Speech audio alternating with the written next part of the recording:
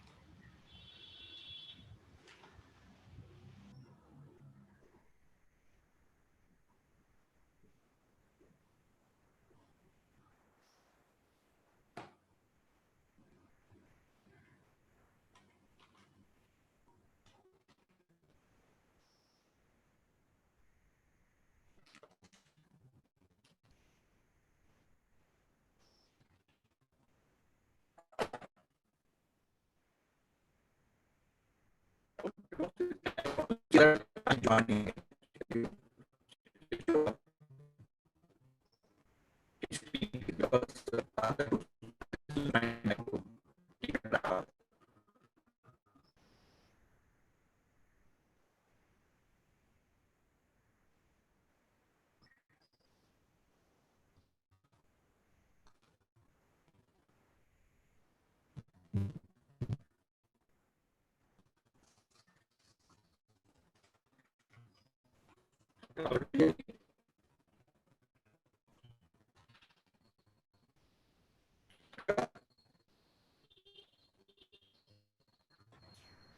Captain, sir, now your audio is problem. My audio is okay? Now okay. Now you can remove the screen. I want others panelists join. I'm not able to. You remove this. Yeah. Now I can hear. Yeah. Now I think yes. Muted. So can you hear me and see me properly? Good evening, Mr. Bajpai. Good evening, sir. Good evening. How are you? Lovely to see you again. So good to see you, sir. How are you, sir? Very good. Very good. Very good. Thank Let me introduce Ravi is already there. You know, Ravi Purushotaman is our senior vice president. Right. He joined. Mr. Bajpai has joined us, and Shailesh Harbhakti also joined. So all the panelists are there. So we are ready to start another minute, sir. All right. Welcome. How have you been? Fine. Thank you so much, sir. Okay.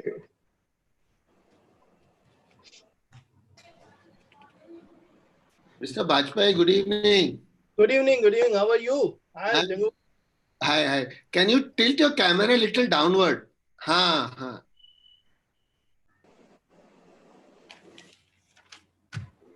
Or you can take it a little farther. You have to unmute yourself also. Are you okay? Huh? Is that fine? Yes. Huh? Okay? Yes. All right. Okay. Okay.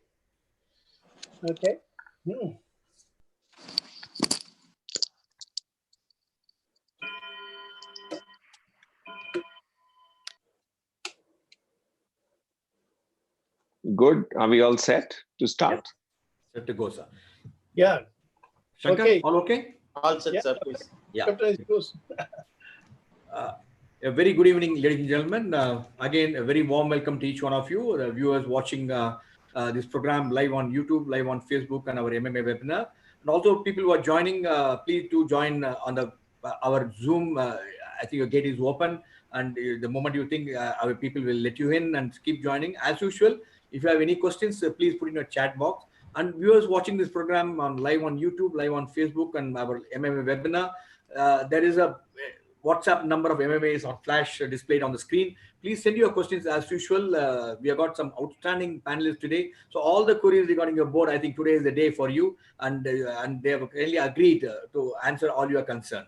Before we move on to today's event, I thought maybe if you have missed our inbox, some of the very high profile event which we are organizing next 1 week, I thought I'll share with you so that you don't miss them and you watch them. And as you all know, from the time the lockout was declared on 25th of March, we have been doing event right from morning 7 o'clock till evening 7 o'clock. Keep you engaged all through. Idea is to keep you mentally engaged so that you don't get worried about seeing the news all through the day and worried about the COVID spread. Whereas We kept you enlightened, starting with the yoga in the morning. 8 o'clock, we gave you a quiz program live. Then thereafter, 10 o'clock to 11 o'clock, we gave you a high-profile speaker talking to you every morning. Then 1 o'clock, we give you a nice article for you to read every day, different people, different thought leaders.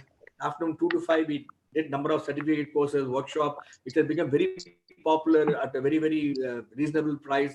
Again, the 6 o'clock in the evening, we have been doing a talk continuously without fail from 25th March. We are already completing almost 80 to 90 talks since then. Idea is to keep you engaged. All that we have been able to achieve this because your support was fantastic. In fact, I always say you are the adrenaline which pumps us to give you more and more.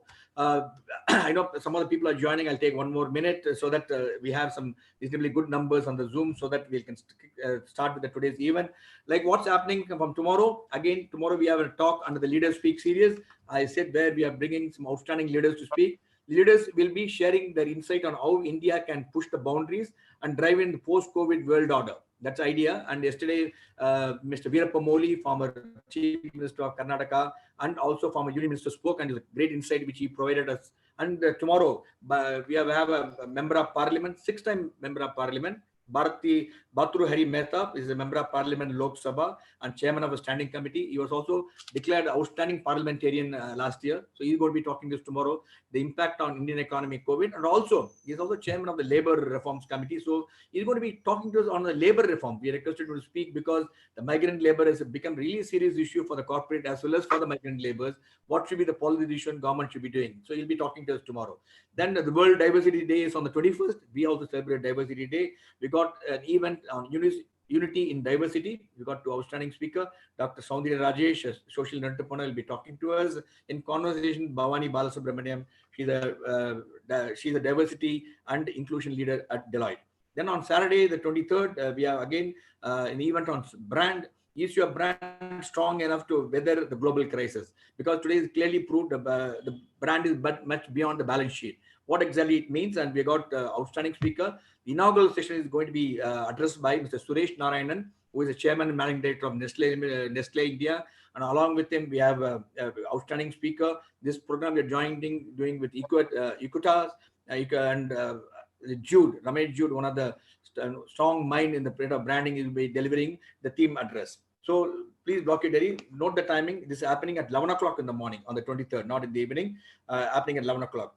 Then on the 29th, we have again politics under the next gen leaders. We also want to bring in young politicians. How does it impediment them to grow? Is it any problem in, because we don't see a lot of young politicians today in the COVID-19, really sharing their thoughts. And we have got some 4 young parliament to come and share their insight.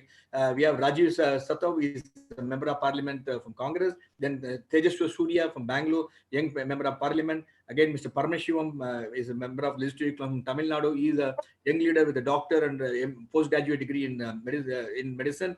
And also Priyadarshini Rahul is a Supreme Court advocate, national president of Gen Next Political Leaders. So we're going to have some good insight. Not only politics, we also thought what is going to happen in election reforms. In June, on the 3rd of June, we have an interesting event again on COVID-19 electoral reforms. And T.S. Krishnamurthy, former Chief Election Commissioner, is going to be talking to us what electoral reforms required post-COVID-19. Is the social distancing or the manifesto, how is to be declared by the state, federalism, the number of issues which has come up, I think he's going to be discussing. We're also focusing on some of the other topics which we'll be doing it. I was just mentioning to Jangu Dalal.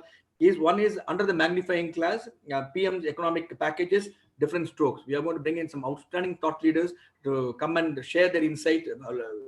Some of them whom we are lined up and they are agreed are Mr. Gurumurthy, one of the advisors of Reserve Bank of India. Then also a couple of other speakers. We'll also be discussing some other panelists today here. I'll take their views also, so that we want to bring in a series of lectures under there. And also we want to discuss about commuting. What is the issue of commuting and how various mode of commuting to be safe, and also air conditioning, because this is also an issue which is really bothering people.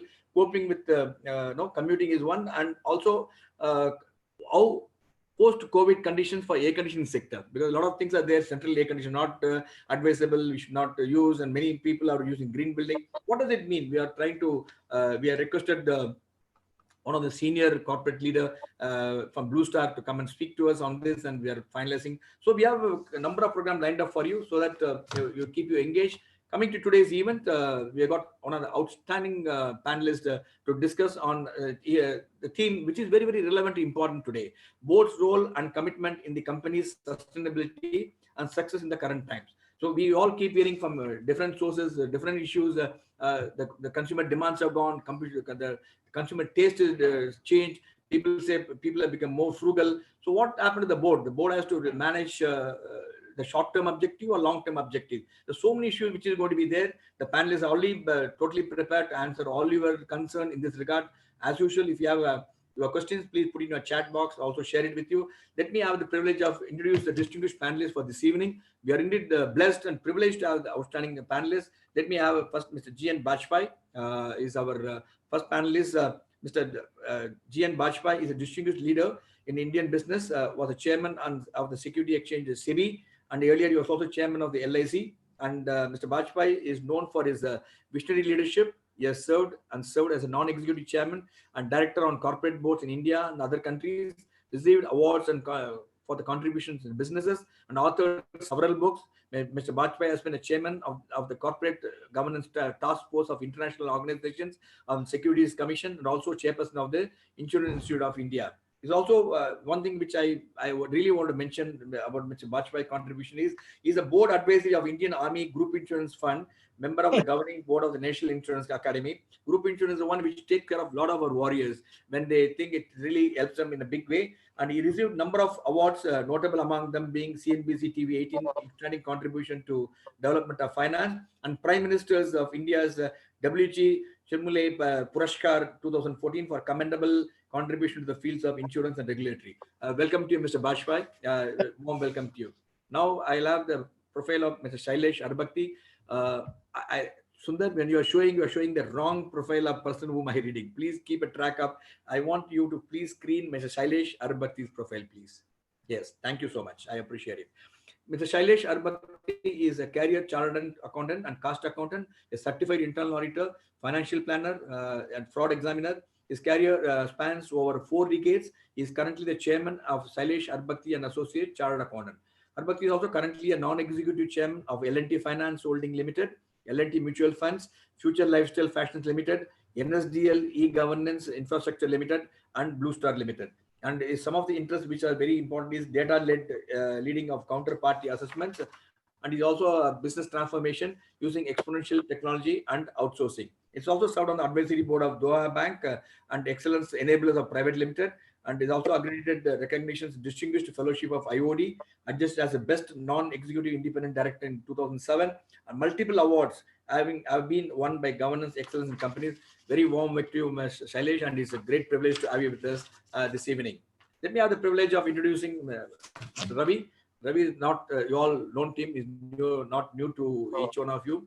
He is my boss, my senior vice president at MMA. But it's a privilege to introduce Mr. Ravi Purushotaman. He's a business leader with over 25 years of experience in various roles, ranging from sales, marketing, strategy, general management, and merger and acquisitions, globalizing business across Asian Pacific, Europe, and India. Member of the global management team, board member of a global mentor.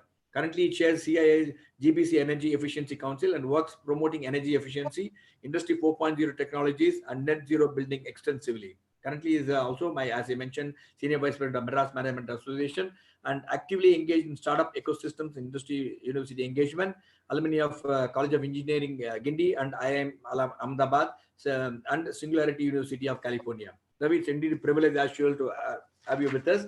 And the moderator for today's talk, and I must admit Jangu Dalal, whom when I approach, straight away agreed to do a session for us on this most important topical theme. And let me have the privilege of introducing Mr. Jangu Dalal.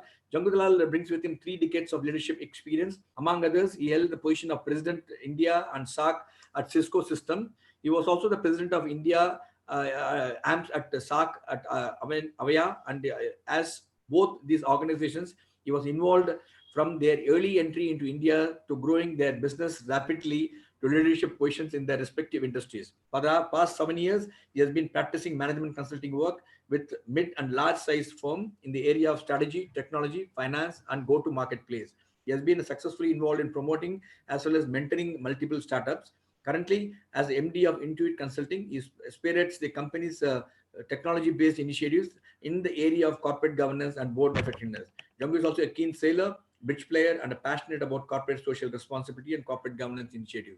You all know, gentlemen, what a high-profile panelists we have, and we are going to have excellent time this evening on the theme, which is very, very relevant today. And over to Jangu Dalal to take us through this evening. Ladies and gentlemen, as I mentioned, if you have any questions, please put in your chat box. Over to you, Jangu.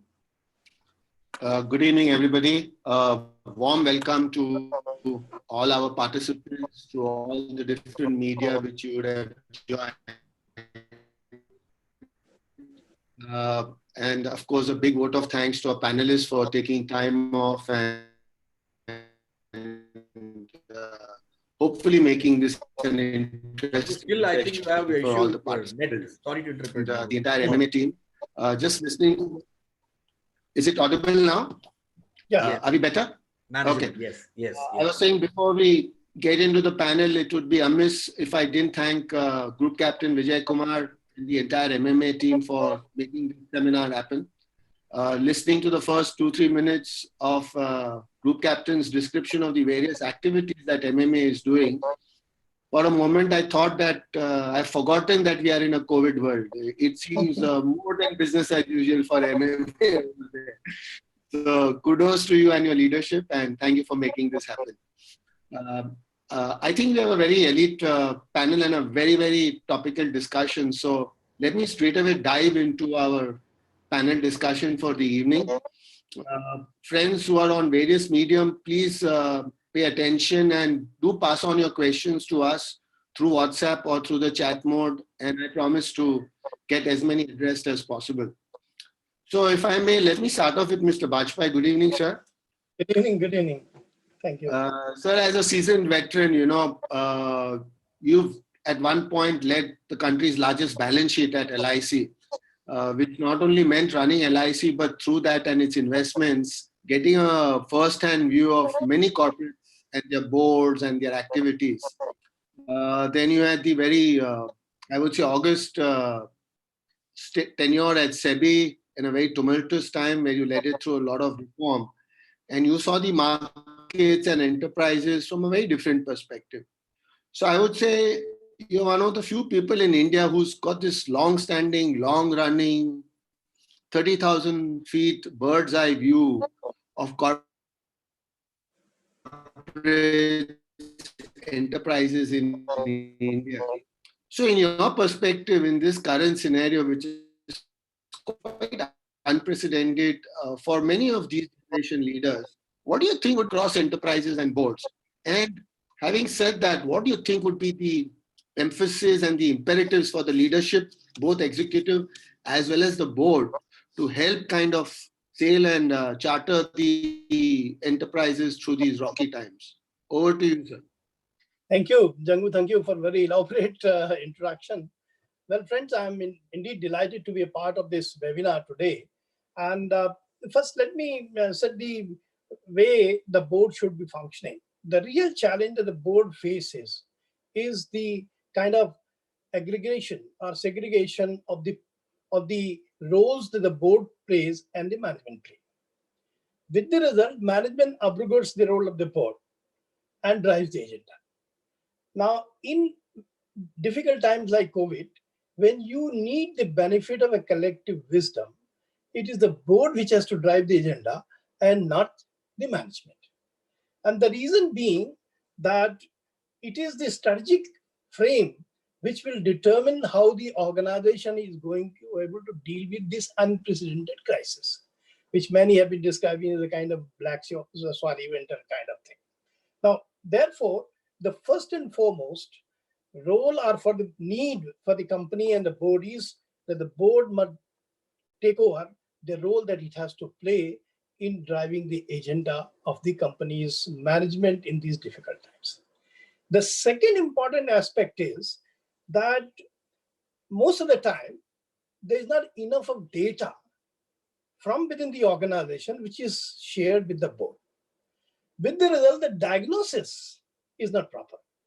Now, in case if you go to a physician and if he is not allowed to check even the temperature or even about to look at the blood pressure, what kind of medicine he can suggest? And managements are oftentimes very hesitant. And the reason being, they are skeptics about the kind of confidentiality as well as the commitment of the board.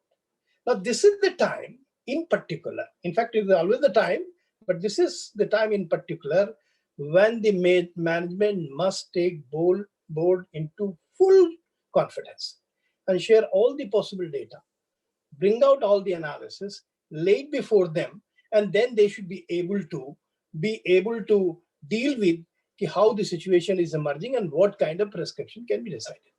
The third important role that the board, and particularly the leadership of the board, has to do is to make that everybody is engaged in this. And for doing this, they will have to look at what kind of strategic approaches were being pursued. Whether there is a need for a change, there will be a need for a change because this is unusual times. And when there is a need for a change, what kind of a new direction should be taken? And this will depend, as I said, based on the data analysis that the management would have been presented, and also the various options which can be thought of. Now, once this is done, that, oh, now this is the new approach which has to be taken, there has to be significant reallocation of resources, because the resources as it is would have been allocated to various areas. And if this similar approach continues, there's no way the company is going to navigate the rough times. And therefore, there has to be almost whole-scale reallocation of resources. Secondly, the resources will fall inadequate. And it is the board's responsibility to help the management to be able to arrange for the additionality of the resources, which can be financial resources, which can be logistic resources, which can be even goodwill resources or connection resources. So I would suggest that first and foremost important need for the board is to take over the leadership, be a friend and philosopher to the management, and guide them in navigating the environment.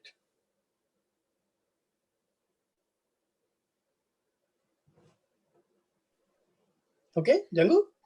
Thank you, Mr. Bajpai. That's a good way to tee off. Your voice is cracking. Is a good golfer. To Shailesh Bhai. Is it better now? I'm having a bad broadband day today, so everybody please bear with me. Is it better now, folks? Yeah. Okay. So let me move to Shailesh Bhai. Shailesh Bhai, friends, you would have heard the very good description and introduction of Mr. Haribhakti that Group Captain Vijay Kumar gave. But if I was to sum it up, I think Shailesh Bhai is one individual who, through his vast years of audit practice, participation on boards, mentoring various companies, being a friend and philosopher to a lot of investors, industrialists, all kinds of people, I think you wouldn't have someone who's got a better and more holistic perspective of how businesses is run. Say in Mumbai, which is anyway the financial capital of India, and I think he has a very national and global perspective as well. Shailesh Bhai, you've been seeing how companies have been operating so far, and if we were to call this phase to date as the BC or the before COVID phase, do you think this whole COVID environment is going to be kind of a pivotal moment and take corporates into a PC or a post-COVID phase where they'll have to wholesale reinvent their businesses, look at completely new ways of doing things? All signs are there that things have to change drastically. Now, do you see that happening with a lot of the companies that you've experienced with, number one? And if that happens, are you worried that our entrepreneurs, leaders will step up to the challenge, or you think it's going to be a smooth ride? What's your perspective on this pivotal BC to PC moment? Thank you, Django. That's a very, very interesting way that you have crafted this question. Let me begin by the traditional greeting of India, Namaste. This is also the post-COVID greeting that all of us will adopt. It's going to be a new normal. It's going to be a new world. So I think we should stop thinking about the old world. The whole purpose of boards and learning and all the activities that we conduct is to move forward, to move from what we consider adversity to opportunity.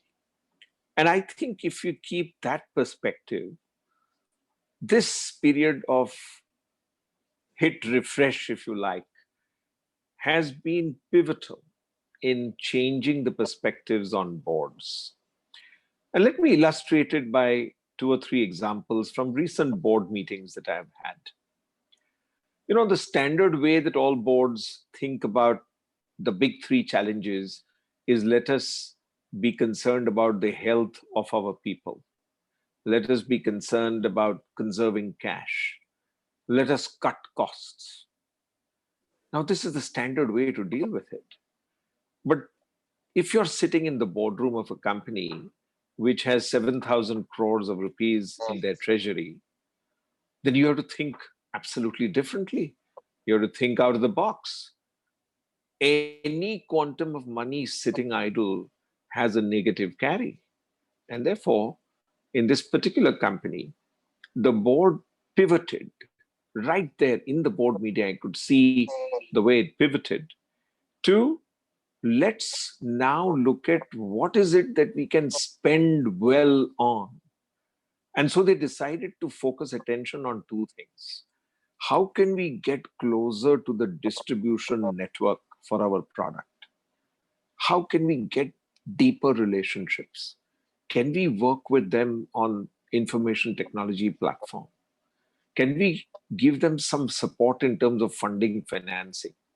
Because they are smallish business people and they need tremendous amount of support at this particular point in time. So the board decided that not only should we activate the conversation of channel financing through banks, but also through the last mile credit delivery organizations like non-banking finance companies.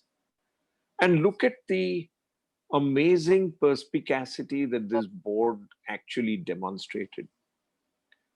A large proportion of the financial package that is being announced in parts in our country is directed towards making the credit flow happen and directed towards making sure that people can actually enhance their working capital cycle and move forward.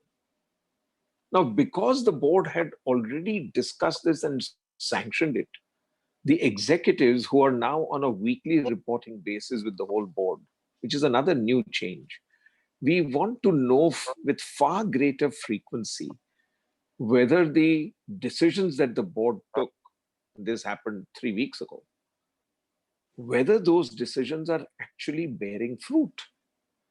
And it is amazing to see that the minute the factories of this company opened up and they were able to deliver products, with this new strategy in place, the quantum of demand that they could generate just went up.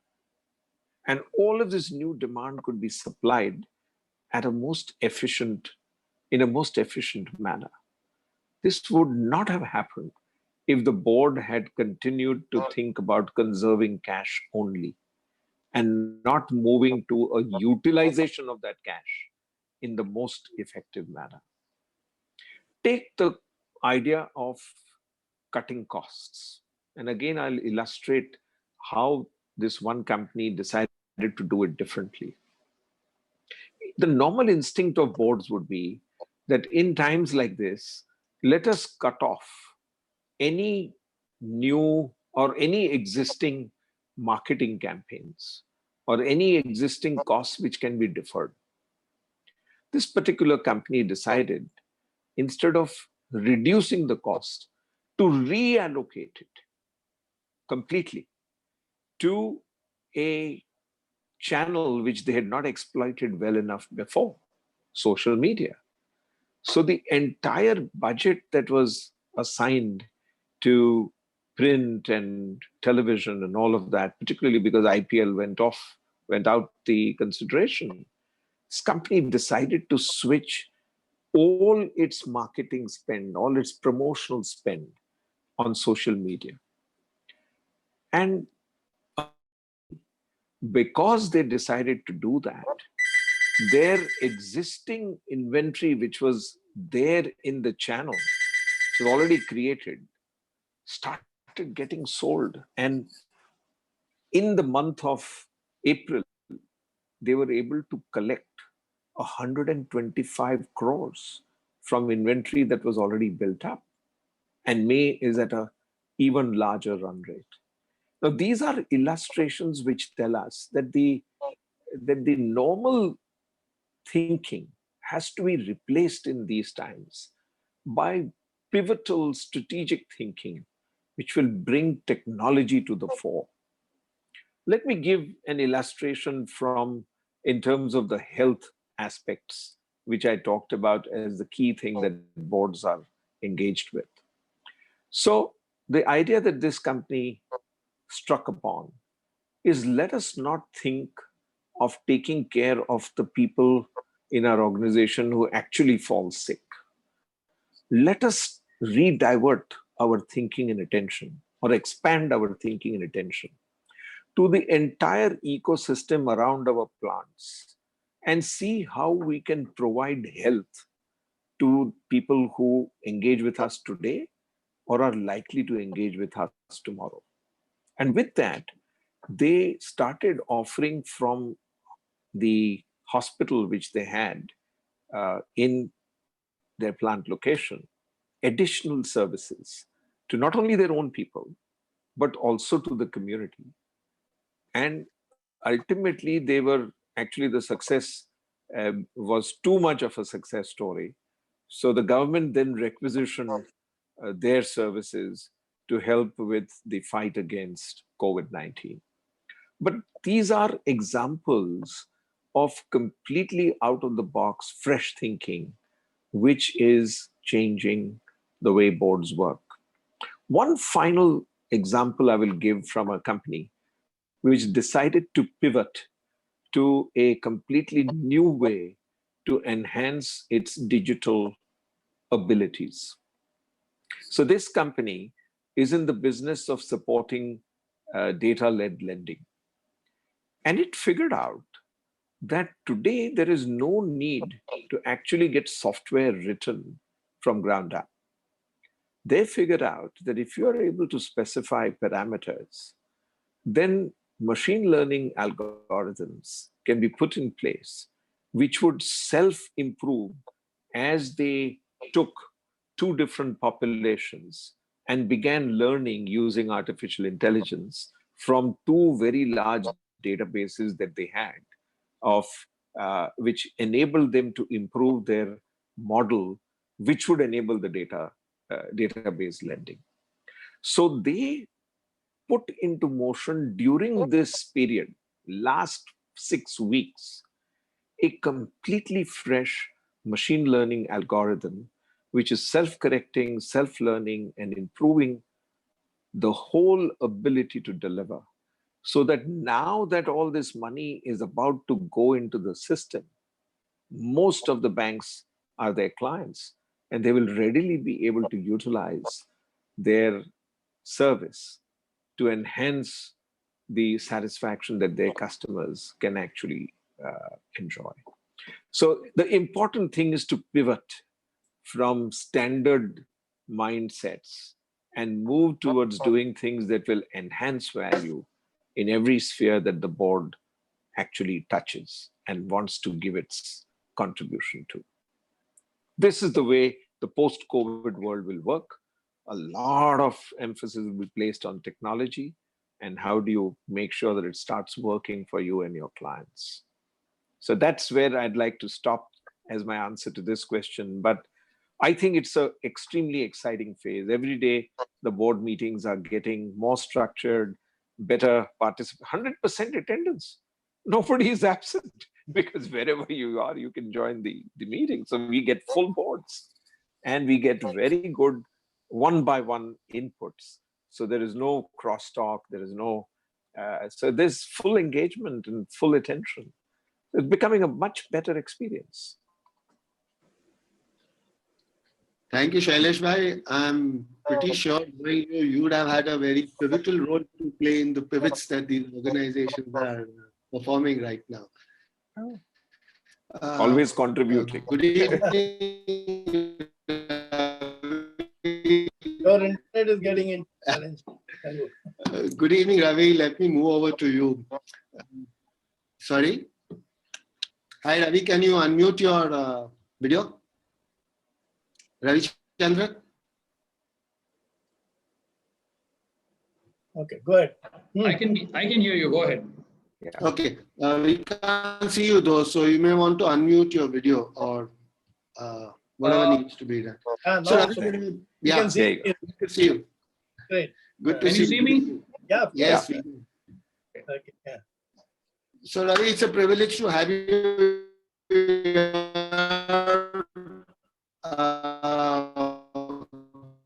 from today evening's discussion point of view. You are the which has presence across multiple states. You kind of have a first-hand view of the critical economic role which companies like yours play,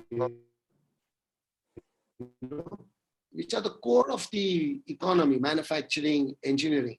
But at the same time, in times of difficulties like this, these are the companies which face some of the most extreme challenges. You may have shut down plants. You may have people who have to be paid without too much work available, no intercity travel between your various plants. I'm sure there are large fixed costs which you have to be worried about, etc. So it's kind of like the core sector must be under quite a bit of stress. And you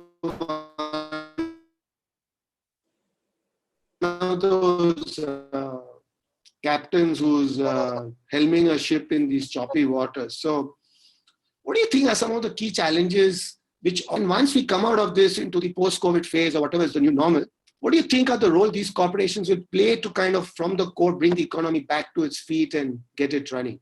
Your views, Ravi. Yeah. Thank you, Mr. Dalal. And, it's a pleasure to be as part of this eminent panel.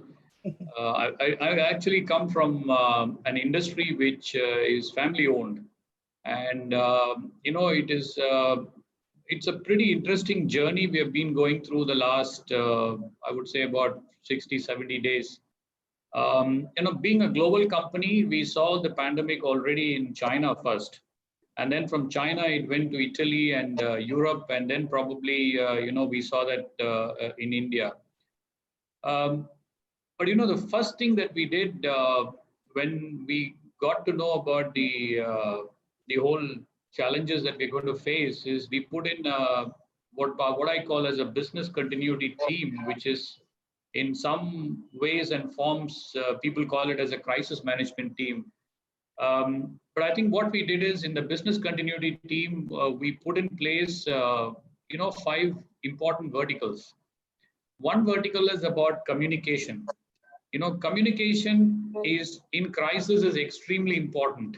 And, sometimes we need to overemphasize and communicate in crisis. So communication is an extremely powerful mechanism in any crisis. So I think we put a dedicated team on communication so that people have a chance to know on a real-time basis what is happening in different elements of the business. The second important pillar in the business continuity team was about health and employee safety, because this is paramount. And as you know, we are a company located in 3 different parts of India. And when COVID-19 hit the 3 different locations, the impacts were varying in degree. And, the flattening of the curve started in different modes in different parts. But to cut the long story, I think, when it comes to employees, we also have very young people in the company. I mean, we have our average age in the company is about 32, and many of them have not seen this kind of, in a simple way, any crisis in their lifetime, actually. So I think how do you really build resilience in the organization? It's not about just communication, but again, how do you provide the empathy, the connection to the families and provide the necessary support. So the second part is about how do you really build the motivation and having the right positive behaviors throughout the crisis, which is very important for fast recovery. So that was the second pillar. I think the third pillar we looked at was what do we do on our supply chain, because that's the most disrupted piece where, we produce about 45-50% in Chennai and Pune and in Baroda. And then we also have suppliers across India and suppliers across outside of India, including China, for example. So fixing these broken pieces becomes very, very important. The fourth pillar that we put in place was around what I call as the supplier ecosystem. I mean, how do you support these suppliers? Because if you as a large company can go through so much disruptions, all our supplier community also would go through a lot of disruption. They might be needing extra money. They might be needing processes which might be needed in the new world. How do you redesign a lot of things around the social distancing? How do you provide the SOPs that are needed to restart? And so this is not just a one-time intervention. This is an ongoing intervention on a daily basis. So these four pillars continue to work even today. And every morning we have about an hour's call. We also have our chairman coming in and talking to us. He called up when we had the lockdown one, and he shared because the chairman's father was a founder, and they have seen previous crises in the 30s and in the 50s. And there was in 1950 in Europe, they had a plague actually. So they actually shared the story, and it was pretty inspiring to listen on how they managed all this, as a family-owned company. But I think he also gave a very interesting advice to us, that Ravi, we need to be ready for leading in the new tomorrow. And I ask all my colleagues in India to try and do things differently tomorrow than we did yesterday, because when the crisis starts to lift, all of you, wherever you are in the company, be it in sales, in R&D, in different functions, you will need to think in new ways. While doing so, we must also think about the core behaviors of the company, which is the DNA of the company. The culture doesn't shift even in a crisis. I mean, the culture is what unites and keeps the people together. So I think that's the fundamental piece that we are all working. Of course, lockdown one, we continue to operate because we supply to the medical industry, and we, despite our freight costs going up 400%, we couldn't airlift a lot of things. We were only getting airplanes on a Tuesday morning. So we really had to go through a lot of increase in cost, but we had to keep the machine moving simply because the wheels have to turn on, and at least even if it's running at 1 RPM, let us do it, because we need to support our customers, and that's very important. So we were in lockdown one doing that. In lockdown 2 and 3, we really had to redesign a lot because, social distancing becomes a big challenge in terms of how our workspaces are kept in place. So we had great support from our team, and this is where I think I'm lucky to say this, because finally it is boiling down to in any crisis, how fast we get out of the crisis or how we eliminate as a crisis as a strong company is all dependent on our teams. And I think I'm very proud to say that we had a fantastic team because the team really understood how to build resilience and how to resist a lot of challenges that were there. So I think finally the team really kind of did the difference that was needed to bring us back to what I call, not probably still in the pandemic, but we are kind of shifting towards the new ways of working. One or two examples I can give you is that, as this lockdown 2.0 was starting, we work a lot with agriculture. And a lot of our customers, they were harvesting. And when they were harvesting, there was shortage on cold storages, and there was shortage on, availability of manpower. And there were cold storages which were available in another location. So there was no information available to the farmer who's sitting in another location. Digitally, they were not connected. So we worked together with the government, and we pulled off together through a hotline and connected all these disconnected joints and immediately reconnected it. And I think government did a commendable job, both the state government and the central government. And I think when I look back what we have achieved in agriculture in a country like ours, we have done remarkable work. And I think, the whole system suddenly started working more efficiently than we haven't seen it in the last 30 years. So I think in crisis, we seem to be finding our feet and running faster. That's really one of the big lessons we have understood here. The second important thing, what I've also realized is that even in our business, we are starting to see new behaviors of our customer needs. What was a need in the past is no more a need, and they're looking at newer ways of dealing with our products.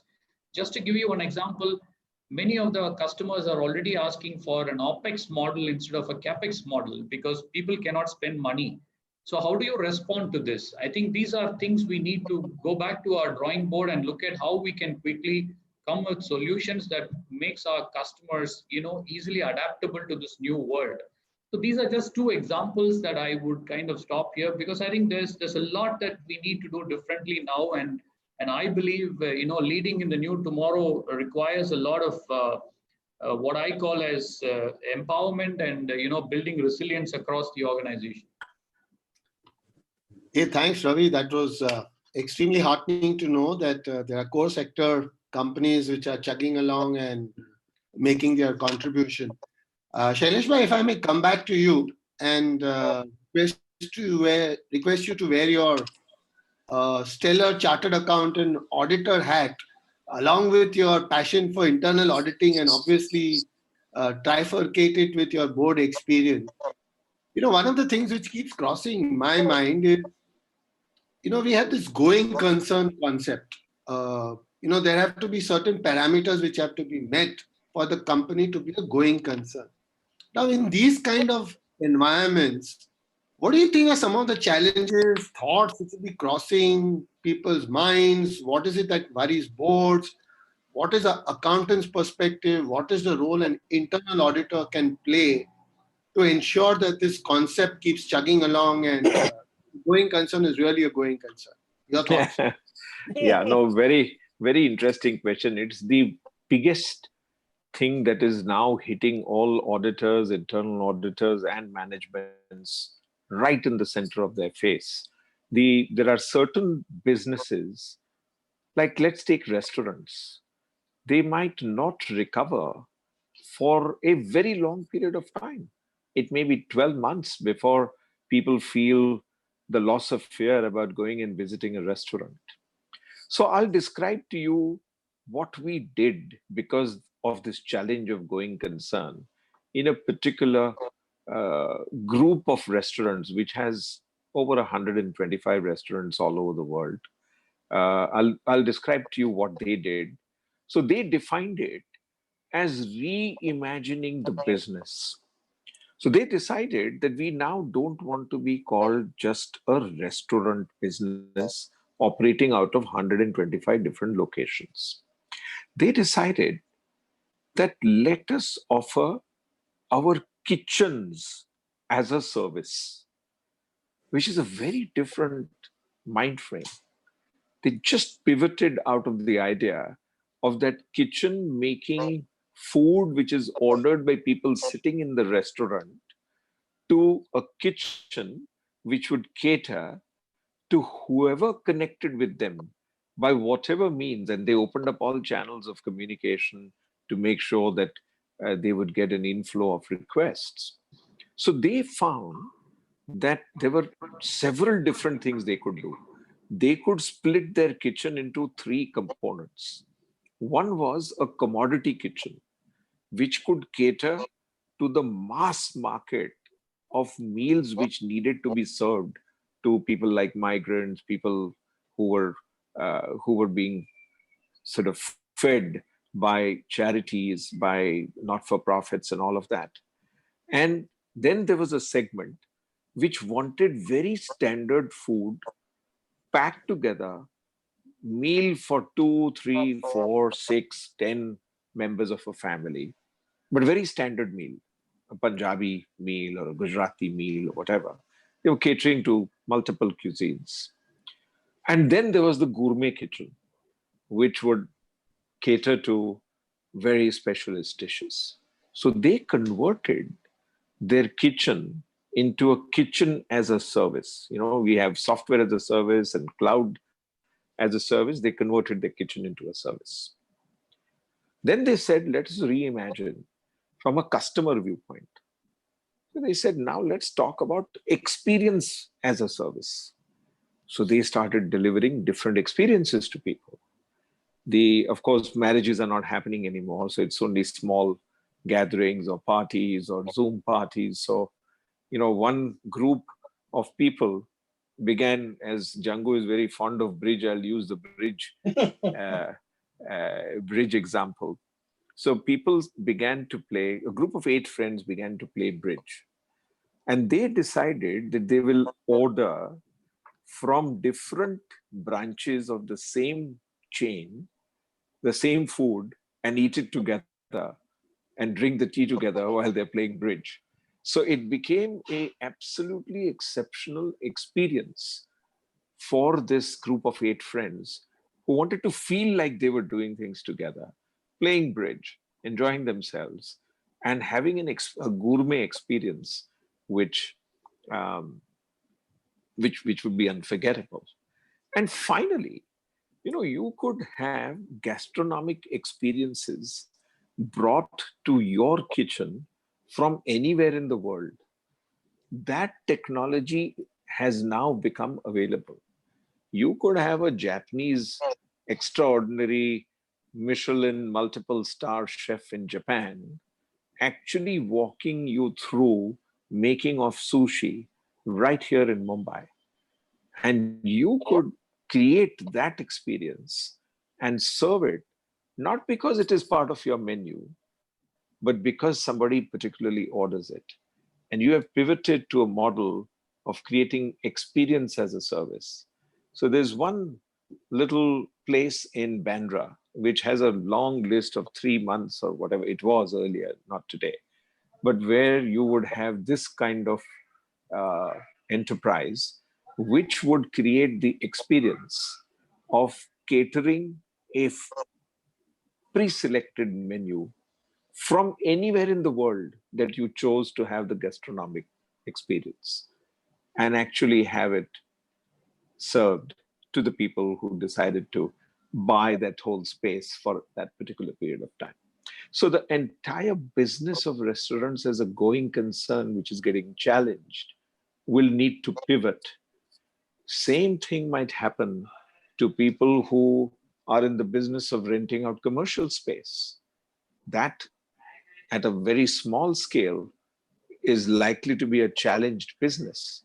The biggest conversation that companies, retailers, theater owners, and all are having with their landlords is on rent. So that business is going to be severely challenged, not just for the period of the immediate period following COVID, but on a long-term basis. What happens when you suddenly decide, like Twitter has, to permit people to work from home permanently? You simply don't need all the office space you have contracted today. So as the business model and the technology and the way that things are doing in a going to happen in a post-COVID world changes, you're going to see a whole lot of going concern assumptions being questioned. And the way forward for auditors, internal auditors, and boards is to take up this challenge, create internal systems and processes to reimagine businesses, to change supply sources, to change the delivery of the product, to disrupt what you're doing today, to make it a different business, call it a different business, make sure that you get back fighting fit to in a new avatar. Or, and this will happen in a lot of situations, you admit that you are going to stop working. And then there will be a whole new business for an orderly close down of businesses which have been permanently impaired. Let us not forget that that will also be a very big challenge which will need to be addressed. You do need to shut down businesses also in a very orderly manner. And many businesses are certainly going to get shut down. So better get ready for that. How do you make sure debtors get collected? How do you make sure inventories are not sold out at a discount? How do you make sure that the motivation of people while all of these assets are getting liquidated remains strong? These are all new challenges that will have to be picked up by all the three uh, players that you mentioned: internal, external, and audit committees and boards. So it's a very interesting idea. Valuations are going to change. The whole basis on which you will value a business will change. Many things will change because the going concern assumption has to be re-examined at all times. Thanks, Shailesh bhai. Listening to you, it struck me maybe we should have an entire webinar on the topic of going concern itself. It's such an interesting topic, as you mentioned. Let me get back to you, Ravi. For a while now, we've been seeing this gradual movement across the world and also in some parts of India. Initially, it was led by academicians, policymakers, and before this whole COVID thing struck us, we were seeing even industry captains and boards embracing this whole movement from what was erstwhile the shareholder primacy, which was a thesis born out of commercial enterprises in US, where everything you did was for the benefit, ultimate and final benefit of the shareholder. So there's been this movement over the last few quarters pre-COVID where we're moving from shareholder to stakeholder primacy. And that was gathering steam. Now, suddenly this whole COVID thing has struck us. What's your view? Is COVID kind of going to accelerate this movement from shareholder to stakeholder primacy? Or it's kind of, because of people are stuck into survival issues, going to stall this whole process? What's your view? I think just to pick up this pre-COVID, not because Trump is facing an election year, but I think generally capitalism is slowly and surely getting under pressure. I think people all over the world believe that the CEOs are managing companies term because of the single-minded focus on the shareholder. I think this is really the perception and probably the reality as well. When I look at post-COVID, I believe we will be moving more and more towards what I call as a low-touch, low-carbon economy.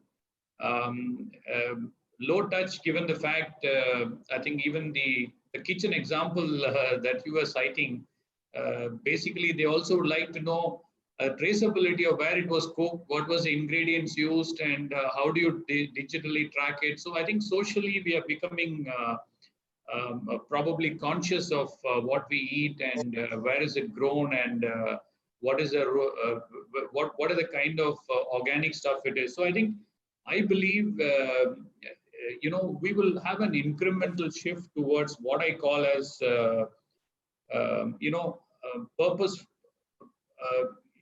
purposeful capitalism, which I think is more tending towards stakeholder capitalism. And I think companies would kind of start to redefine, in my view, to take not just the climate change agenda, but how do they embrace this whole sustainability development goals? That is very, very important for enterprises. And many of the enterprises should really look at post-COVID performance with purpose, in everything that we do. And I don't think that we can disconnect this from what is around us, given the pandemic that we have seen. Of course, this is not going to be an overnight shift because there will be some transition towards that. And I believe in 3 to 5 years, we will see more and more companies defining their own performance with purpose, which is, of course, financial sustainability is important, no doubt about it. But how do they transform the purpose of the company and what benefits do they serve for their customers, their stakeholders, and how do they carry the stakeholders? And given the supply chain disruption that we have seen, you're going to see a lot of automation happening now. You're going to see more and more robots in the supply chain.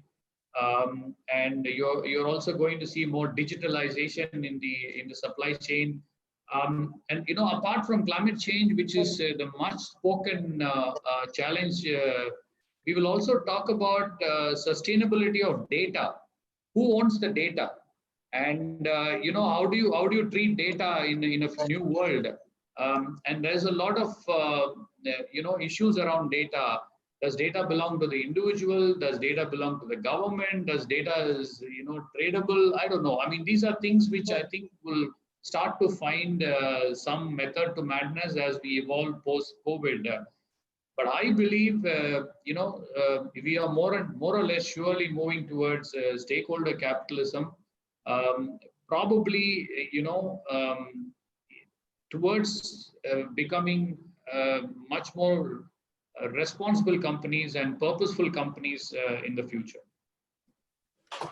Thanks, Ravi. I kind of agree with your point of view. I think the movement from shareholder to stakeholder premises, you have to say, the speed may maybe slow down a bit, but I personally think it may accelerate. So I think we're in for interesting times, and I really appreciate the concept of the purposeful cooperation, which you mentioned as well. I think that will also stem from the fact that this COVID phase will make a lot of us individuals also think about in a more purposeful manner, which finally is an aggregation which goes into making a corporation. So I think we'll see a better, brighter dawn post-COVID. Mr. Bajpai, if I may come back to you now, besides all the things which you've talked about, I know that you've also been a lifelong student of economics, public policy, and government affairs. From our participants' point of view, I'm sure they would love some fortune telling. So if I were to kind of fast forward you to say 14th May, which is today's date, 2021, 1 year from now, what in your view would be the Indian economy looking like from a quantitative perspective? What do you think would be our GDP numbers, deficits, IIP, all kinds of things? How do you think we will look 365 days, 1 year from now? Jangu, you have asked a question for which probably nobody has an answer. In fact, even God may find it very difficult to answer, and I'll tell you why.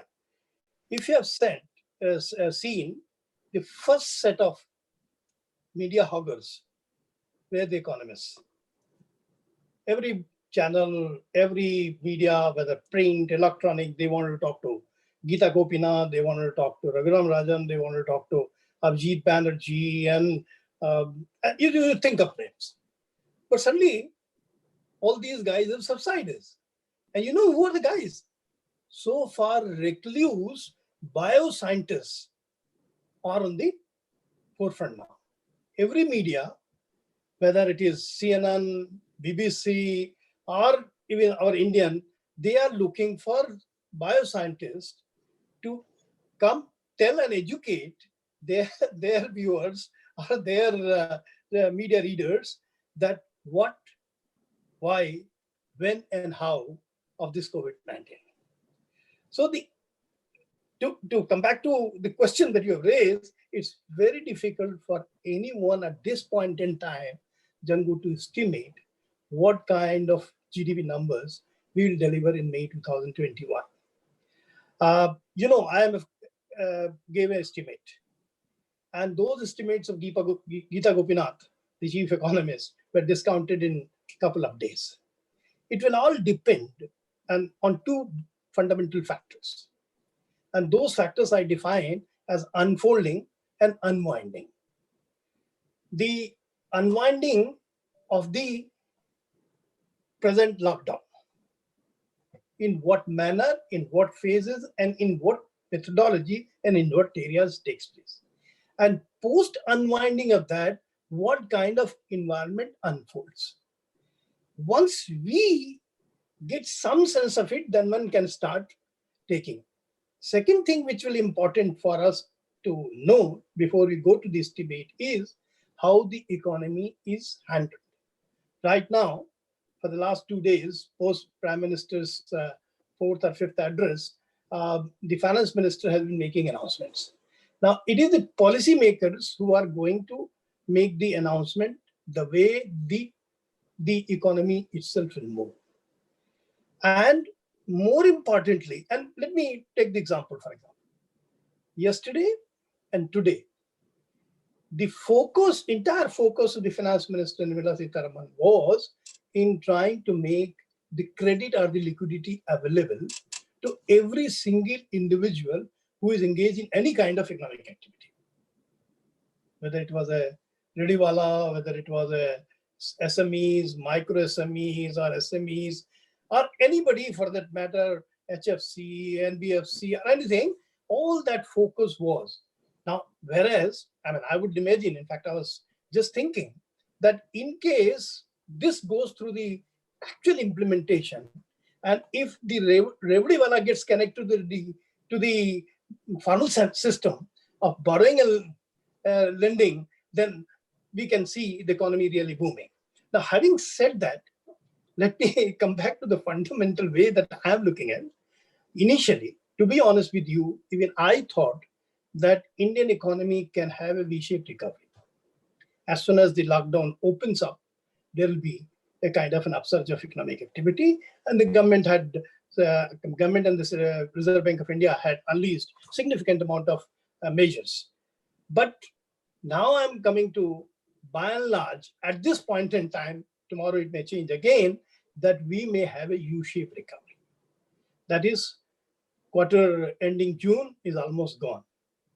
Very little we can have. We can expect anything up to 6 to 8% of minus GDP growth, unless the old numbers are able to have it. Beyond 1st of October, we'll slowly take off. And then last quarter, if, as I said, the unwinding does not unfold like, what has happened in South Korea.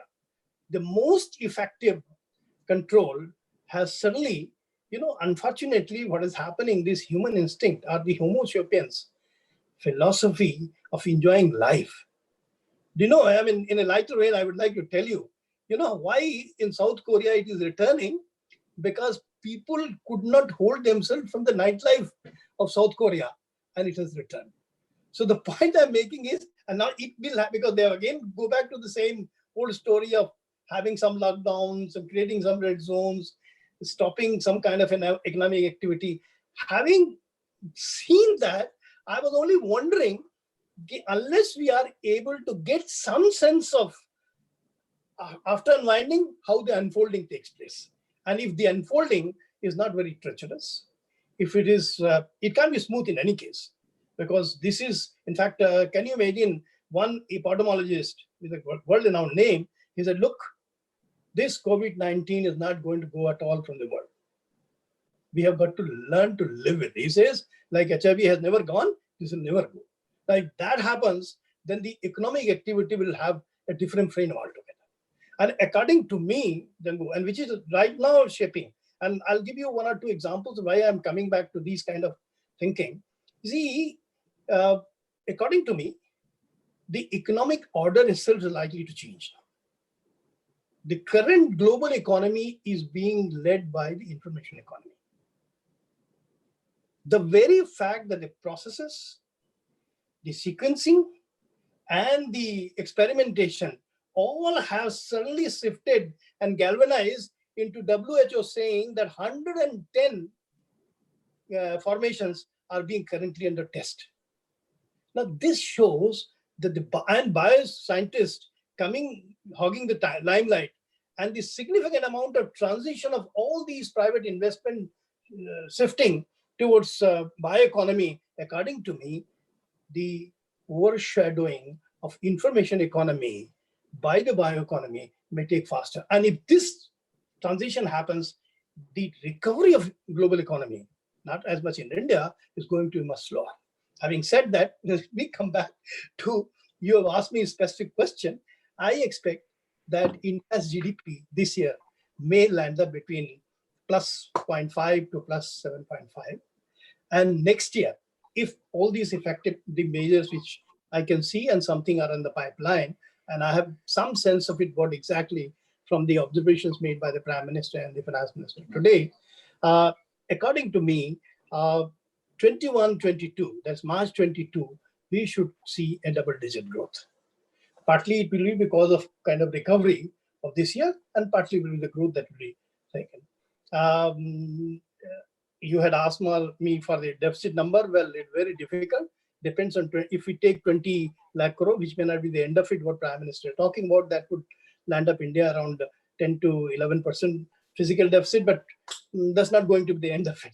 And IIP number, as I said, because as Ravi was saying, the people's preferences saying, Sharish Bhai was saying, the way people want to eat now, the different things they want to do. So having said that, all in all, in case if the policymakers are able to handle it well, and if in case the bureaucracy is able to sort of push the implementation fast, and in case the institutional framework, particularly of the banking and the lending organizations, are able to take some risk, government has agreed to take major part of the risk if they are able to, because unfortunately the private establishments, particularly NBFC and banking, have become very, very reticent.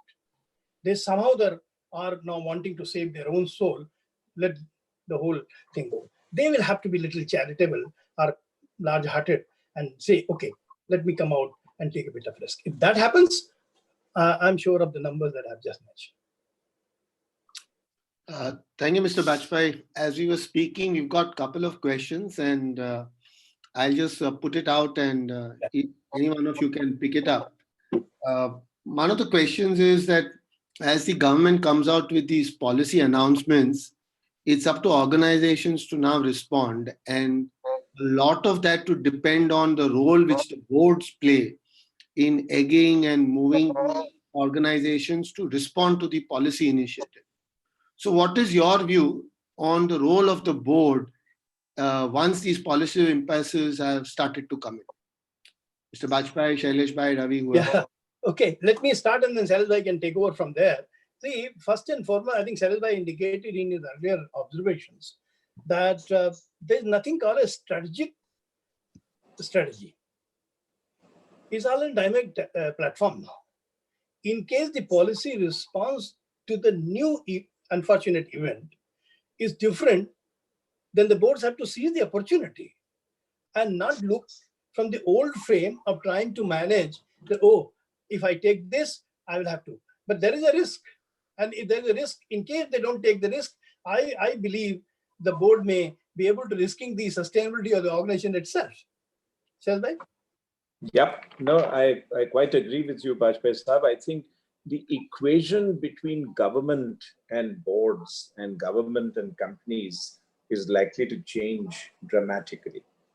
Whether we like it or not, we have to get ready for a period of time in which we will have to work very closely with governments at all levels, center, state, city, municipal, very, very local, domestic. I think the whole equation between business and government will have to change from both sides. We have to bring about a collaborative, partnering approach, and that will change the way we at boards start taking decisions on various things. Like, how do we support government policy? How do we actually make sure that the government policy which is announced succeeds?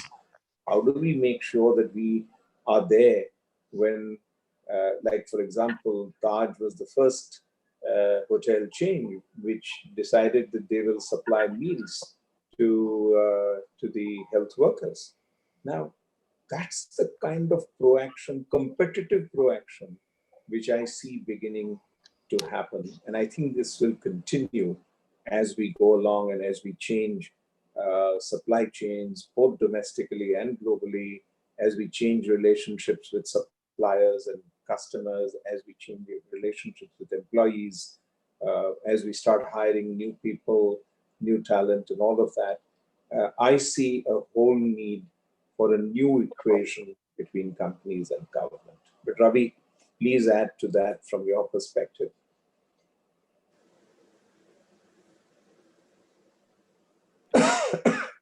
Ravi, I think you need to unmute. Okay. Yeah, sorry.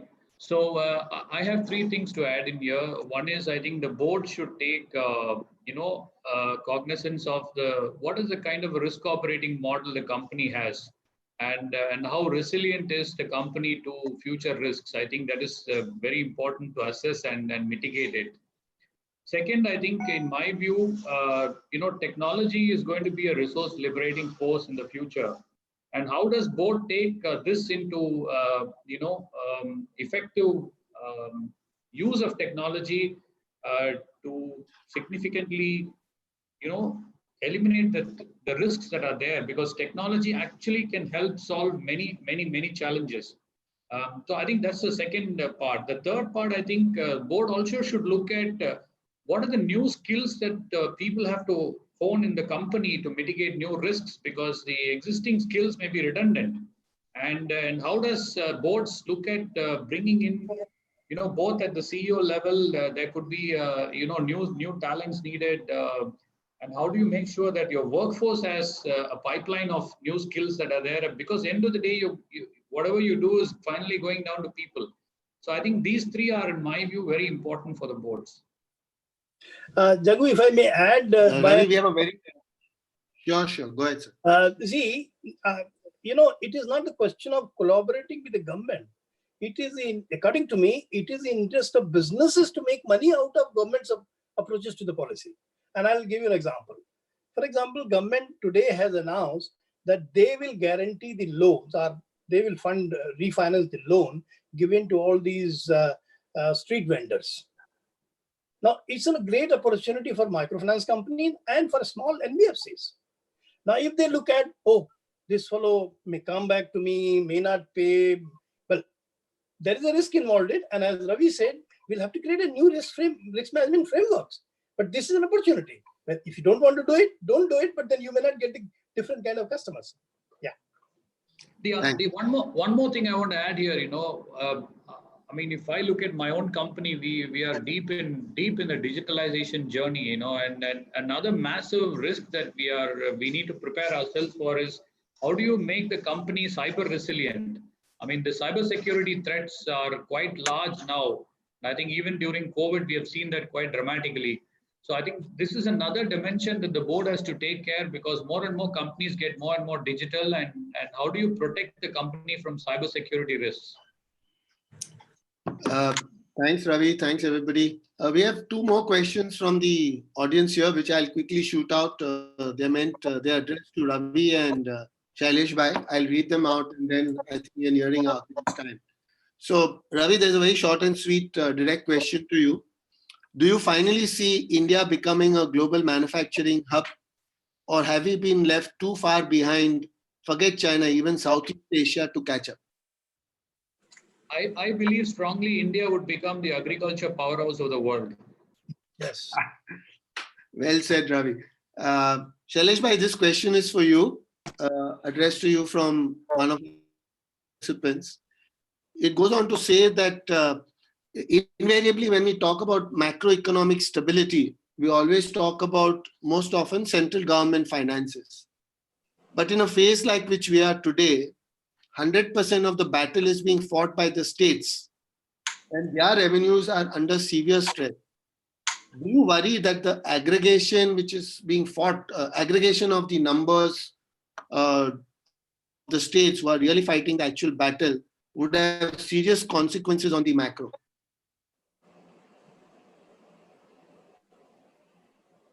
Yes, I think the state governments have got to center stage in this whole battle. And I think it is going to be important to fortify the financial position of states. We just saw that Maharashtra has appointed a Sherpa in an absolutely outstanding officer, IAS officer, who's now going to try and lead global investments into Maharashtra. And I'm sure that a lot of states are thinking in similar ways, because they're not going to necessarily be able to count on central government, because even the center is not collecting revenues. So the devolution of resources to the states will also get into a bit of jeopardy. And certainly they'll have to have a completely fresh discussion at the Finance Commission on how do you make good the deficiency from a old standard of GST collections. Now, that has got no validity in today's circumstances. Today, the economy is likely to fall off by 35% in this quarter. The GST collections have fallen from 100,000 crores clip to 30,000 crores in the month of April. Now, with that, how are you going to make good the deficit that was supposed to be received by the various states? So we are going to, we'll have to look at this as an ecosystem. And I think all these numbers that we throw around of fiscal deficit of the center alone are completely meaningless. If we don't add the state deficits and if we don't add the deficits in down the line in all the budgets that we are influenced by, we'll just have an incomplete picture.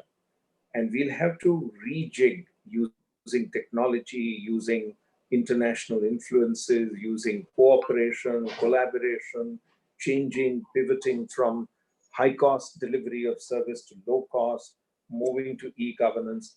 We'll have to do all of that simultaneously.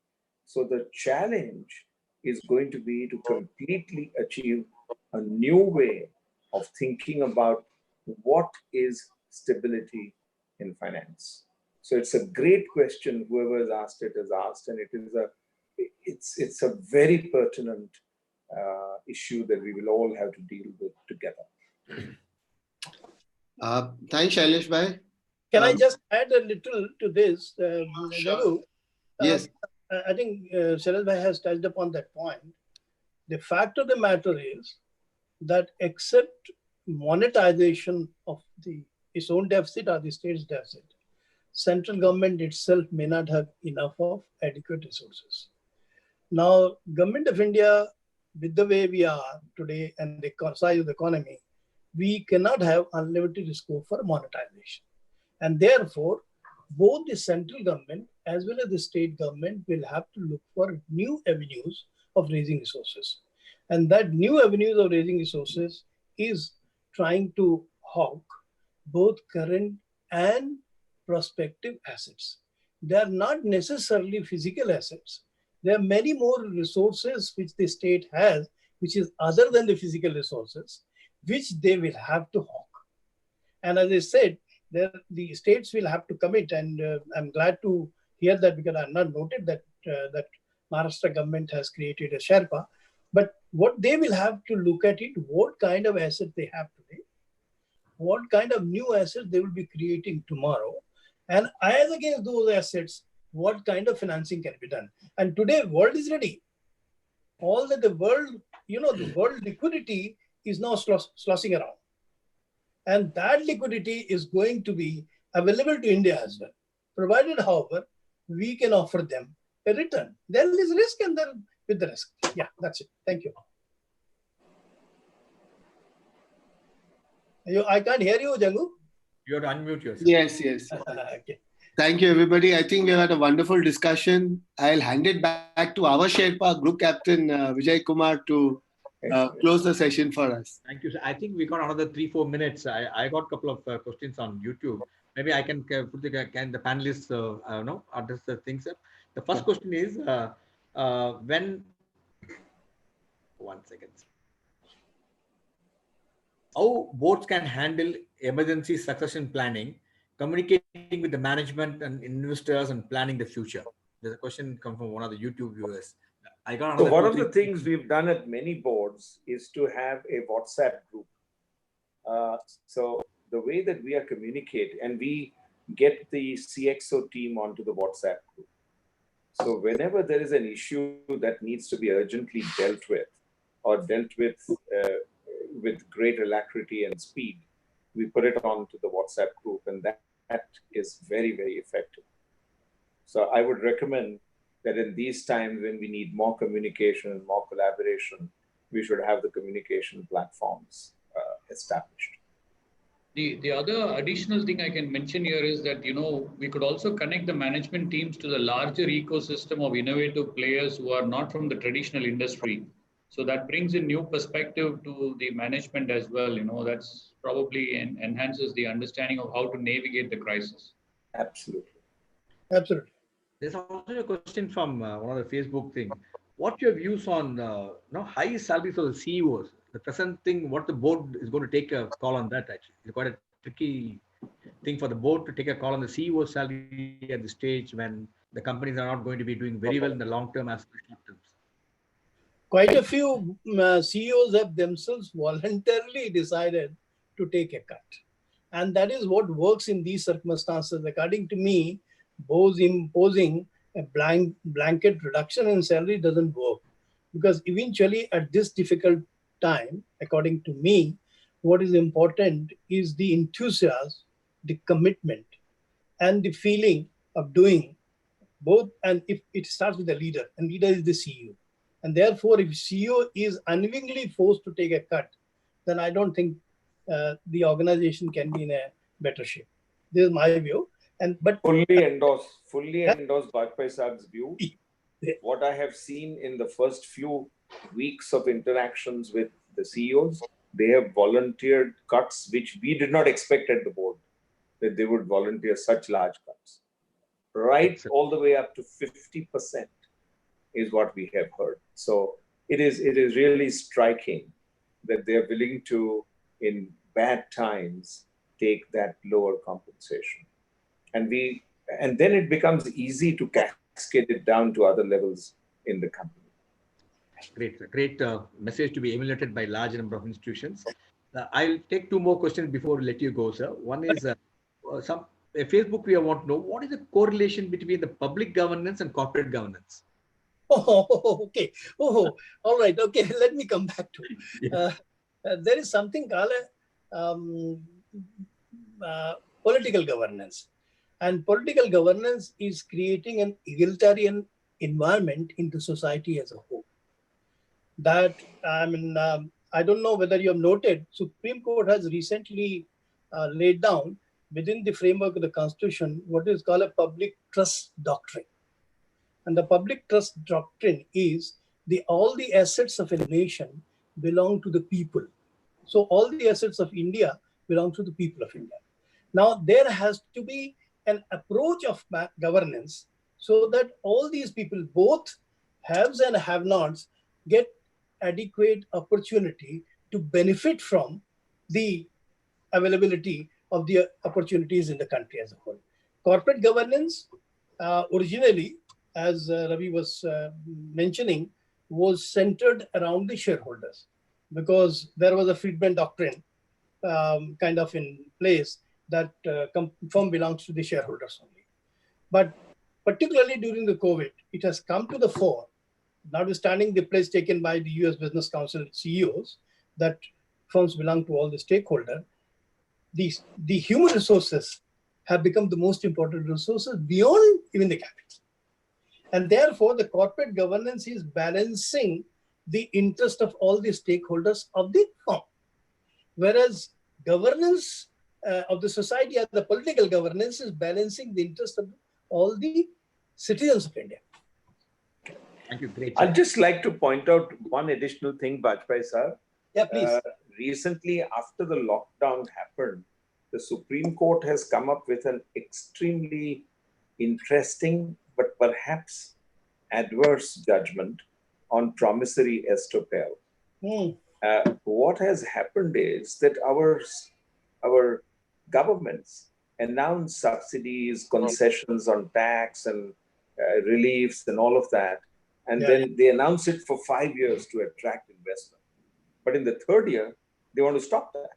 They want to pull it back.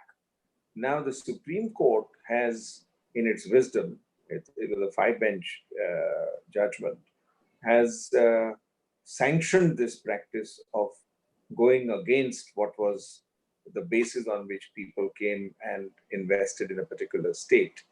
I would like to bring this judgment to the attention of Madras Management Association, and I would request you to please share it with your members and get public opinion sort of generated about how is this good governance and how can we think of attracting international investment on a sustained large basis if we do not fulfill promissory estoppel. I think it is so critical that the word that is given by a sovereign is really ironclad. So, Bajpai Sahib, I'll also share with that Yeah, judgment. I'm aware of his service. Very interesting. Actually, there is any number of years history in India, and I have myself had an occasion to go through some past judgment post giving, because every judgment of Supreme Court creates a jurisprudence. Means this can be followed. But I'm sanguine that this judgment will be reviewed, because this is not workable at all. This is not good governance. Yeah. And this is a part of politics. I mean, this governance of society. This is not a good governance. It can't. If you promise, you have to fulfill that promise. Of course, they have not fully, taken off that principle. They have only tried to find some kind of a thin line and trying to give benefit to the government, which is not desirable, because that lays a very wrong example. And I agree with you fully that Madras Management Association must take cognizance of it and must look and agitate about it. If you need any help, Salis, I can give you. Yes, I think I'll get back to you on this. One last question, sir. I think, Jangu, you have been seeking answer all this time. There's a question for you. How can transparency be ensured in the corporate sector? You have been a consultant for major corporates, and they want to know, how can transparency be ensured in a corporate sector under these difficult times? I think it's a very interesting question. Transparency should be there during all times, but especially at this time, I was talking to someone the other day, and if I'm a shareholder, even 1 share or 2 shares or 10 shares in a company, I'd be very keen to know how my investment, how the company which I've invested in is faring. So I think in today's world, there is no excuse for not having transparency. All kinds of digital tools, technologies, platforms are available. It's up to the boards to be enlightened enough, drive management to be enlightened enough, and drive transparency. So I think people will be more and more worried about their smaller investments, their concerns. So transparency is a must in this time. You're absolutely right. And the way to achieve that, to my mind, as Ravi also alluded to, for most of these things, the answer is absolutely in digital technologies. It's very easy to filter, purvey, and pass on the right messages and the right information in an egalitarian manner with all stakeholders. Thank you. Thank you so much. The distinguished panelists, the great insight shared by you. Be a friend, philosopher to the management, normal thinking to be replaced, think out of box, and fresh thinking, emphasis on technology, communicate, and do different things for from tomorrow than yesterday. I think it's a great insight. Thank you so much, distinguished panelists. It's been a great day, and the knowledge, a large number of viewers who are watching this program live on YouTube and Facebook. We are restricted our people entries in Zoom. That may be the reason you must find the numbers, the thing. Otherwise, I know hundreds and hundreds of people are watching YouTube, Facebook, and also. And thanks so much. You're taking us sparing your well time. And you also offered, and I will get connected with you, and we need your guidance and advice for doing some of the events which you are planning to do, especially the one on the investment policy which has been infused by the Prime Minister, and what are the way forward and how we can do that. I will share with you separately. Ladies and gentlemen who are there on our Zoom, please show your appreciation by showing your reaction, appreciating by clapping. And thanks so much, Ravi. Thank you, Sir Bajpai, sir. Thank you. And thank you, Jagu. You've been a great source of. It's always a pleasure to interact with you and take it forward. Stay safe and stay healthy. We'll keep in touch. Till then, bye-bye and good night. Bye. Thank you. Good night.